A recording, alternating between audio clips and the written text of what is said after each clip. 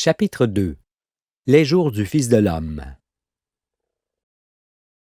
On ne peut connaître quelqu'un qu'en sachant d'où il sort et ce qu'il a vécu depuis sa naissance, jusqu'au jour où il est devant soi. Aussi, pour que l'on sache dans quel fer il a été forgé, je vais montrer la vie du Fils qui ne pouvait être écrite que par lui-même, le jour où il se reconnaît et se manifeste dans le monde. Jésus est l'agneau dans l'Écriture, celui qui vient éclairer les hommes et combattre le monde corrompu pour y mettre un terme, et que vienne le règne de Dieu. Il est ma propre image, car que l'on soit avec l'agneau dans le livre ou avec moi en ce jour, on est en présence du même homme, dans le même moment du temps, juste avant l'Apocalypse. Je ne suis pas Jésus cependant, mais l'accomplissement de Jésus qui est l'esprit des Écritures. C'est lui qui est assis sur moi, l'ânon, le petit d'une ânesse. Je ne peux donc m'en détourner. Pensez, sans tenir compte des décors où se passe l'action, qu'avec ce qu'il dit et fait, Jésus montre ce que je dis et fais aujourd'hui, au soir du monde, et vous comprendrez. Pour juger, il faut d'abord vivre soi-même ce que les hommes vivent, car nul ne peut juger ce qui lui est étranger. C'est pourquoi vous devez savoir ce que furent mes jours, et comment Satan tenta de me perdre dans le désert. Satan n'est pas une entité, mais le mal qui peut faire sombrer celui qui n'y résiste. Je parle de désert, parce que tant qu'on ne sait pas qui l'on est, où l'on va et ce qu'est le sens de l'existence, on est dans le désert et le jeûne, qui font souffrir le monde. Prêtez-moi donc l'oreille sur ce que fut ma vie qui s'est déroulée en 4 périodes distinctes, jusqu'à ce que je sois lié de chaînes, pour que je ne puisse bouger sans avoir transmis le message. Première période. Mon enfance se déroula dans un petit village méridional, au bord duquel se trouve un étang. Je fus le 3e des 4 enfants nés de l'épouse pieuse d'un berger, qui cultiva aussi la terre. Devant moi, j'avais un frère et une sœur, et derrière moi vint un autre frère. À ce jour, mon père et ma sœur ont quitté le monde. Il me reste ma mère et mes frères. Ma mère me mit au monde dans la petite ville voisine, le 15e jour du dernier mois, et me ramena au village où je fus élevé au milieu des animaux. Dans l'Écriture, cela est représenté par la mangeoire, par la crèche, car c'est véritablement en présence des animaux que je me suis éveillé en arrivant dans le monde des vivants. Mais nul ne pouvait savoir que ce petit enfant blond qui venait de naître était celui qui conduirait la créature dans toute la vérité. Sinon, il y a déjà longtemps que l'on m'aurait brisé les os. Néanmoins, rien ne me distinguait des autres enfants, si ce n'est cette grande curiosité que j'avais pour la nature qui guidait tous mes pas. J'étais émerveillé par tout ce que je voyais. La nature fut la passion de mon enfance et les fondations inébranlables de mon existence, car toutes les bêtes m'apprirent quelque chose séparément. Je vis aussi qu'elle occupait tous les espaces, et qu'elle obéissait à des règles qui se trouvaient en elle, et qui leur permettaient d'évoluer avec aisance et faveur dans le milieu naturel d'où elles sortaient. Par ailleurs, les orages de grêle, les ronces, les épines, les orties et autres blessures, ainsi que les bêtes venimeuses, les champignons vénéneux, les maladies, les fautes, les mauvaises appréciations, et les efforts journaliers que chacun devait produire pour trouver sa subsistance, m'apprirent de bonne heure ce qu'était l'adversité qu'il fallait vaincre quotidiennement pour tirer plaisir de l'existence. Dès que je pus l'entendre, on m'apprit que Dieu créait toutes choses et qu'il récompensait ou punissait selon que l'on se conduisait bien ou mal. Déjà, j'aimais et craignais le Très-Haut, comme j'aimais et craignais mon Père. Aussi, mes parents m'autorisaient à aller et venir dans la campagne et le village en toute liberté. Ils me laissaient libre comme l'oiseau, d'autant plus volontiers que tout était paisible et calme dans ce village. Les discussions étaient toujours cordiales entre les habitants, et les différends se terminaient toujours par des accords. La médisance n'était point sur les lèvres. Nul n'ignorait les autres. Tous se connaissaient, s'entraidaient et partageaient leur opinion et leur savoir. C'était la fraternité. Mais, en grandissant, je prenais conscience de la pauvreté de mes parents, qui leur occasionnait de grands tourments, notamment à ma mère qui pleurait souvent de ne pas disposer de ce qui est nécessaire pour nous donner à manger ou nous vêtir convenablement. Ce que mon père produisait n'était que petits bénéfices aussitôt absorbés par les impôts que prélevaient les gens de la ville. La guerre sévissait en ces années-là, et nous souffrions de cette misère. Ainsi, mon enfance, enrichie des merveilles de la nature et remplie de joie, se couvrit de tristesse, surtout qu'en raison de la pauvreté de mes parents, je comprenais déjà que je serais obligé de partir du village auquel j'étais attaché. Deuxième période. Aussi, lorsqu'il le fallut, je m'en allais. En partant, je pensais que si le village avait été plus grand, il aurait pu suffire à tous ses besoins, car je voyais que les travaux les plus utiles sont ceux des hommes qui donnent à manger aux gens, les cultivateurs, et ceux qui les soignent, les médecins. Je ne comprenais pas alors la raison d'être des grandes villes qui imposaient leurs lois. Néanmoins, étant obligé de faire l'ouvrier dans ce monde, je partis d'abord en apprentissage dans la petite ville où ma mère m'avait mis au monde. Je fus comme déraciné. J'en souffris longtemps, mais il me fallait persister. Pendant ce temps, je rencontrai une jeune fille qui me plaisait. Après quelques années de fréquentation, nous nous mariâmes, et elle me donna un fils. À la suite de cela, je fus arraché à eux cette fois, car ceux qui régnaient m'envoyèrent de force faire la guerre, au-delà de la mer, dans un pays étranger. Je partis défendre les conquérants, qui avaient depuis longtemps colonisé ce pays, duquel ils étaient désormais repoussés par les habitants légitimes qu'ils opprimaient. Déjà dans la souffrance de la séparation, mes yeux virent l'horreur dès mon arrivée. J'en étais bouleversé, me demandant si je pourrais résister, car je ne pense pas qu'il puisse y avoir pire que d'être obligé de faire la guerre à des gens qui ne sont point ses ennemis. C'est pourquoi cette période fut pour moi comme un mauvais songe, duquel je sortis en ayant le cœur transpercé. Lorsque vint ma libération, je retrouvai mon épouse et mon fils qui avaient grandi. Puis je continuai à faire l'ouvrier dans un chaudron nucléaire de Satan, que l'on nomme « Avenir radieux de l'humanité ». En ces jours-là, mon épouse me donna une fille cette fois. Aussi, peu à peu, et malgré mes profondes blessures, le plaisir de vivre me revint. Mais dès que je pris conscience de ce qui se pratiquait dans ce chaudron nucléaire et à quoi cela servait, je quittai ces lieux, d'autant qu'il m'était impossible d'être commandé. En effet, élevé dans la liberté originelle, je ne pouvais supporter que quiconque s'assoie sur moi pour me faire agir selon sa volonté. Je tentai alors de travailler pour moi et ouvris un petit commerce. Durant ces jours, mon jeune père mourut. Ce fut pour moi une nouvelle tristesse qui me fit interroger sur ce que valait mon existence dans ce monde d'iniquité et de souffrance.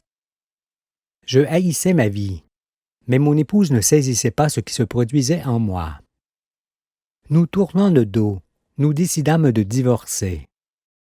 Mais je me maudissais d'agir ainsi, car, m'estimant coupable, il me semblait commettre un crime sur elle et mes enfants, un péché qu'il me faudrait expier devant l'Éternel, envers lequel je me sentais déjà redevable. Troisième période. Je partis donc seul, un peu plus en amont dans la vallée des voyageurs, pour m'établir près d'une ville où j'avais au préalable choisi d'y poursuivre une autre activité commerciale. En ces années-là, les tensions entre les nations de l'Est et de l'Ouest s'intensifiaient. Je pris alors le temps d'examiner le monde et ce que je faisais au milieu de lui. Le monde m'angoissa, car je vis de sombres nuages arriver de toutes parts, qu'apparemment les gens ne voyaient point venir. Il m'apparaissait progresser invariablement vers sa fin, parce qu'à mes yeux, un monde bâti avec les pouvoirs, l'argent et le profit, qui nécessite la défense des intérêts, la guerre, ne pouvait aller qu'à sa ruine. Je savais déjà qu'il en était fait de lui. À ces sombres perspectives s'ajoutait le fait que je contribuais à sa déchéance. Je me mis alors à réprouver ce que je faisais, d'autant qu'il m'était fort désagréable d'exploiter des gens comme jadis je fus moi-même exploité. Je supportais mal que d'autres travaillent à ma prospérité. Aussi, Ces choses détestables et l'argent qu'il me semblait dérober augmentaient considérablement mon inquiétude de conscience. Convaincu que les nations allaient inéluctablement à leur fin et que j'y contribuais par mes activités, cette fois je mourus pour le monde dans lequel plus rien ne m'intéressait. J'avais 33 ans. Je continuais mes activités cependant, mais avec l'idée de retrouver bientôt ma liberté originelle et la nature qui me manquait tant. Je décidai alors de retirer mes pieds de ce monde et de partir sur la mer avec une jeune femme que j'avais rencontrée et qui devint ma concubine. Il me fallait donc me démunir de mon entreprise et de mes biens, en premier lieu pour retrouver ma dignité. Mais avant cela, je devais me construire une barque à voile, un navire, pouvant traverser les mers. Ainsi se réalisa tout ce que j'avais prévu. Je conçus le navire que j'avais imaginé et le construisis avec un ami. Entre-temps, je cédai mon entreprise. Il ne m'en resta rien. Mais j'en étais soulagé, car je ne voulais plus avoir affaire avec l'argent, ni avec la servitude et les impôts, pas plus qu'avec les projets insensés des hommes. Je ne désirais que la liberté que j'avais eue au temps de mon enfance, au milieu de la nature. Dès que le navire fut fini, avec ma compagne nous partîmes à Rhodes que nous atteignîmes sans encombre. Pour pouvoir poursuivre notre voyage en mer Égée, nous dûmes prendre à bord des voyageurs qui contribuèrent aux frais. Nous sommes ensuite rentrés au pays. Puis, l'année suivante, nous repartîmes naviguer dans les mêmes eaux, tant cela nous plaisait. Au retour, à l'équinoxe, entre Patras et Messine, nous dûmes affronter une forte tempête de laquelle nous sortîmes sans le moindre dommage, mais fortement éprouvés. J'étais alors convaincu que nous pouvions traverser l'océan en toute confiance, car nous projetions de partir vers de lointains pays. Nous nous préparions à ce voyage, jusqu'à ce jour où le désastre arriva, car un incident fit embraser soudainement le navire. Le feu occupa aussitôt tout l'espace et me jeta dehors sans que je puisse tenter un geste pour l'éteindre. Les secours arrivèrent rapidement, mais tout ce qui était tenté paraissait dérisoire par rapport à l'importance du sinistre. Voyant alors que toute tentative était vaine, j'allai m'asseoir en face et assister au spectacle éprouvant des flammes qui dévoraient tout. J'en fus profondément marqué, car mon navire m'était enlevé. Le coup passé et les jours suivants, je me sentais comme assis sur un tronc d'arbre au milieu de la mer, ne sachant d'où je venais et ce que je faisais là, loin de tout. Je n'avais envie que de solitude. Aussi, je m'enfermais, et je me mis à écrire comme pour conjurer le sort, semblait-il, ou peut-être seulement pour ne pas sombrer. Les jours passaient sans que je ne sorte. Dans cette froidure, on me remboursa le dommage que j'avais subi. Mais comme dans un songe, je remis l'argent dans une banque et je ne m'en souvins plus. Continuant à écrire, mes pensées étaient ailleurs. Je cherchais à comprendre le sens de l'existence. Qui était l'homme et pourquoi il engendrait sans les voir ces sombres nuages qui s'étaient un peu plus avancés sur le monde? Mais pour comprendre qui est l'homme, me dis-je, il faut d'abord savoir d'où viennent les astres dont nous sommes faits et où ils vont. Ce fut mon premier raisonnement. Je pensais, en effet, qu'il y avait autre chose sur les astres et la vie que ce qui se disait. Il me semblait qu'il devait exister un principe d'existence, fort simple, avec lequel on pourrait tout expliquer avec aisance. J'étais à sa recherche, sans toutefois être certain de sa réalité. Les astres me paraissaient être des aimants actifs, qui changeaient d'état et d'aspect. Ce que j'écrivais était en rapport avec cela, et concernait l'électromagnétisme. Tout ce que je voyais, je l'écrivais. Et ce que j'écrivais m'obligeait à écrire encore. Je ne savais pas ce qu'en serait l'aboutissement ni le terme. Car j'étais comme quelqu'un qui amasse du bois en grande quantité sans savoir vraiment à quoi il le destine. Mon enfermement effrayait mes proches qui se demandaient ce qui m'arrivait. Mais, après de nombreux jours d'écriture et de solitude, et n'étant pas entièrement convaincu de ce que je faisais, je vis que si je ne me sortais point de là, j'y laisserais ma vie. Je décidai alors de construire un nouveau navire. Mais pendant les travaux, je pensais aux écritures que j'avais déjà faites. Soudainement, la lumière se fit en moi, car je venais de comprendre le processus de naissance des astres, ainsi que leur développement qui les fait changer d'état et d'aspect dans le ciel. Je trouvais cela prodigieux, car je voyais bien qu'il s'agissait de la vérité. Mais, tel celui qui ne voit pas ce qui l'aveugle, je mis du temps à m'apercevoir que j'avais découvert ce fameux principe d'existence que je recherchais auparavant et qui m'ouvrait les portes du ciel désormais. Je vis aussi que ce principe était à la portée d'un enfant de 12 ans et qu'il s'appliquait à la fois aux astres et à tout ce qui a en soi un souffle de vie. Je naquis alors une deuxième fois, car mes yeux s'ouvrirent sur la réalité que personne ne voyait. J'en étais fortement enivré, mais je n'évoquais pas encore le nom de l'Éternel.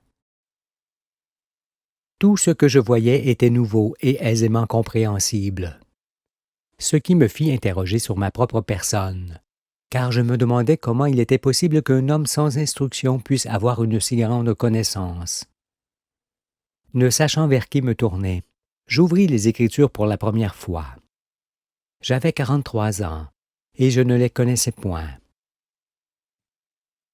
Le soir, je les lisais au lit avant de m'endormir. Mais comme le font les stupides, je les lisais dans le sens strict des mots, si bien que je ne comprenais pas ce qui était écrit. Je maudis alors ce livre qui ne m'apportait aucune réponse. Des paroles du début me marquèrent cependant, car je vis que Dieu dit « Le jour où tes yeux s'ouvriront, tu mourras. » Or, mes yeux venaient de s'ouvrir et j'eus peur de mourir. Cela eut un grand effet sur moi cependant, car désormais je pouvais lire les Écritures dans leur sens spirituel. Ce qui me faisait rayonner de joie, mais aussi frémir, parce que je me voyais en elles aussi sûrement que lorsqu'on se penche sur l'eau.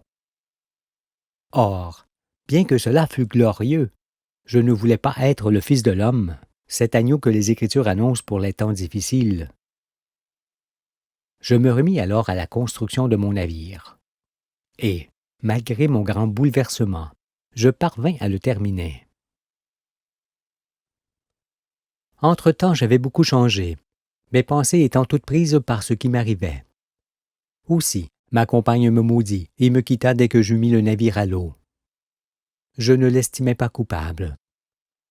Mais son départ m'accabla, car pour la première fois de mon existence, j'étais seul avec un immense fardeau sur le dos. Cependant, je voyais dans son départ un acte de justice, car j'avais moi-même quitté mon épouse qui en fut profondément marquée. J'expiais donc ma faute en partie. Il me fallait faire silence. J'habitais alors ma barque qui me servait de toit, et persévérais dans mes écritures pour enseigner le monde. Ayant déjà une vision exacte du monde et des temps dans lesquels nous étions, mon désir fut alors de servir Dieu, dont je sentais déjà la main bienveillante sur mon épaule. J'évoquais son nom cette fois. Mais, pour faire connaître la vérité au monde, je savais que je devais sacrifier ma vie. C'est ce que je fis, et m'en remis entièrement à Dieu. Quatrième période. Assis dans ma barque pour enseigner la foule, tout mon esprit était occupé par ce que je faisais. Mon souci était d'éclaircir mes écritures qui s'amoncelaient et d'en faire un petit livre qui ouvrirait les yeux des hommes.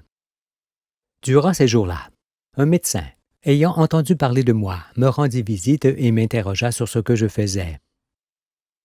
Je lui montrai que j'écrivais sur la terre et tous les astres, et que je m'étais élevé bien haut, à la hauteur de Moïse. Désormais, lui dis-je, je peux ouvrir les yeux des aveugles.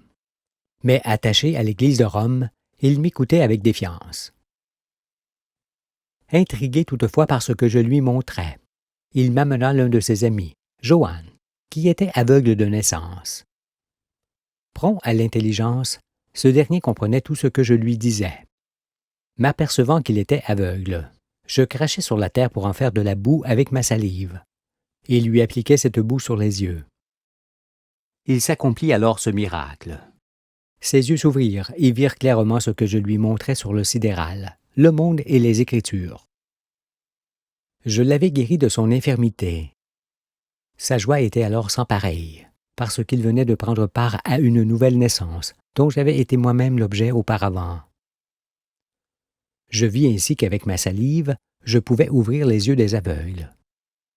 Ce fut pour moi un grand encouragement et la confirmation de celui que j'étais. Plus fortement intrigué par ce miracle, le médecin qui m'avait rendu visite vint de nouveau m'interroger. Cette fois, je lui dis ouvertement que je procédais à la résurrection des morts. Aussitôt il s'en alla, parce qu'il ne comprenait pas ce qu'était la résurrection des morts annoncée. Il me croyait hors de sens. Joanne, qui voyait tout ce que je lui expliquais, et ce médecin qui ne voulait point regarder, me montrèrent l'un l'autre comment je serais reçu dans le monde et ce que serait la réaction de chacun. Voulant partager sa joie, celui auquel j'avais ouvert les yeux m'amena d'autres amis. Ceux-ci s'enflammèrent en m'écoutant, mais ils ne furent que feu de paille, car, trop dérangés par ce que je leur montrais, ils s'en allèrent également. Tout cela me fit encore mieux saisir l'Écriture, dans laquelle ces attitudes étaient prédites, ne serait-ce que dans la parabole du semeur. Joanne resta à mes côtés et mit la main dans le plat avec moi, car il m'aidait et me soutenait. Il devint mon confident, celui à qui je pouvais parler. J'aimais cet homme, ainsi que son épouse qui ne me quittèrent point.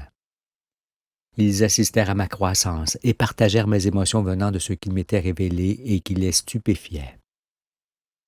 Je leur ai demandé à tous deux de faire silence sur moi, et à Joanne de ne révéler à personne qu'ils voyaient désormais, car il me fallait terminer. 3 années après avoir mis ma barque à l'eau, je n'avais plus d'argent pour vivre. Je la vendis alors à bas prix à un homme fort riche, et évidemment cupide et trompeur, qui ne manqua pas de partir précipitamment avec elle en s'abstenant de me donner une grande part de la somme que nous avions convenue. Je me fis une cabane cette fois, que j'occupe toujours. Entre-temps, et pendant un moment, je cessai de donner ma vie pour reprendre des forces, car j'étais épuisé, fatigué à l'extrême. Dieu m'a donné le pouvoir de donner ma vie et de la reprendre comme je le veux. Aussi, j'en profitai pour acquérir l'épave d'un petit navire à voile que j'ai entièrement remis à neuf, à la vue de tous. Puis je le vendis pour pouvoir continuer mes écritures. Je divisai le produit de la vente en petites sommes mensuelles, correspondant à celles dont disposent les pauvres gens que l'on assiste. À l'heure où j'écris cela, je vis toujours avec ce peu d'argent, mais il me reste encore de quoi souper dans ma cabane pour quelque temps, ce qui suffira probablement pour arriver au terme de ma mission. Mes écritures prévalaient sur ma vie, et comme je l'ai dit, sans que cela m'apparaisse, je devins de plus en plus fatigué, pouvant à peine marcher. Je dépérissais tant je fus longtemps enfermé et seul. Lorsque je vis que je me mourais, je priai Dieu de venir à mon secours et de me donner une femme. Voyant alors que j'avais atteint mes extrémités, il envoya aussitôt une femme de la ville qui vint à ma rencontre. Elle me trouva assis et fatigué de mon long pèlerinage, comme mort. Après avoir pleuré sur moi, elle me releva la tête et me donna à boire l'eau de sa cruche, versa son parfum sur moi, le parfum de la femme, et me remit sur mes pieds. Sans elle, il n'y aurait point de livre de vie, et par là même point de salut pour le monde. Elle fut la femme de mon sacrifice dont elle sortira grandie, car tous ceux qui vivront dans le royaume lui seront également redevables de leur existence. Voilà ce que furent les jours du Fils de l'homme. Quiconque comprendra alors que sa vie ne pouvait être écrite entre sa venue au monde et le jour où il se fait baptiser, instruire par Jean. Il devait d'abord être formé par des épreuves qu'il subit dans le désert, où il résista à Satan, qui tenta de le perdre. C'est pourquoi, comme le ciseau que l'on forge avec des coups et que l'on trempe ensuite pour le rendre résistant, je fus forgé par des coups et trempé dans l'eau de mes larmes, pour que je résiste ensuite aux épreuves qui m'attendaient. On remarquera que j'ai tenté de vivre comme tous les hommes, mais que je n'y suis pas parvenu à cause de mon esprit qui ne correspond pas à celui de ce monde.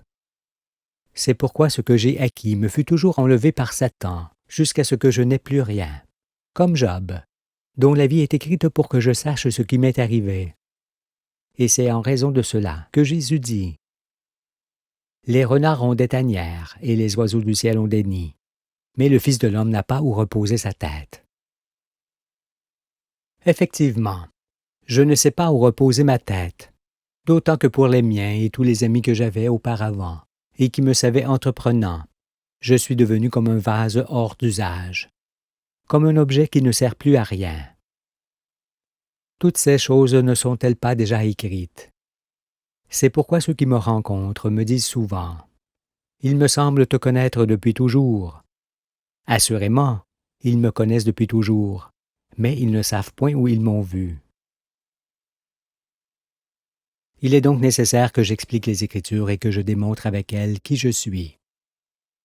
Cependant, ce qui prévaut, ce n'est point que l'on sache qui je suis, mais que je délivre le monde des ténèbres et que je sauve ceux qui ne doivent point périr.